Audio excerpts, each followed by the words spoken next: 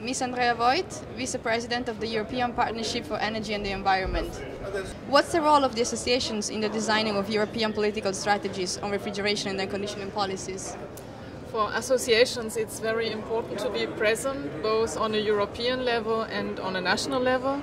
It's important to show what our industry is able to do, but also to show where are the limits. So to make sure that policy measures are realistic and reflect what industry can achieve, and also moving forward, of course.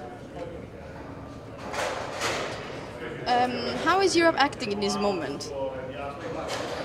Europe at the moment, I think, is in a pretty difficult situation because there is a lot of change on a global level, of course, as everybody knows. We do have very ambitious policy measures in Europe. We have an ambitious climate and energy framework moving ahead till 2050 for a carbon-free building sector, for example, and our industry, the heating, refrigeration and cooling industry, can contribute a lot to these very ambitious objectives. However, there can be a difference between what we do in Europe and the rest of the world, and the challenge is really to align this as much as possible, also in the sense of industry, of the consumer and of the environment. And are we afraid of being alone in this moment of change?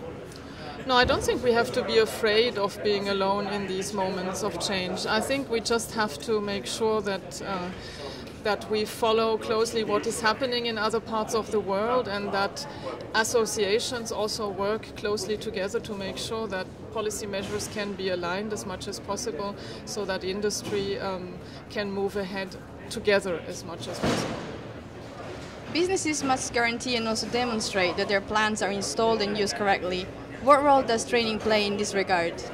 Training is extremely important. In particular, if we look at the changes we have today in the refrigerants landscape, we will see more and more flammable refrigerants being used, and also high pressure refrigerants. So to make sure that these are safely used, we need correctly trained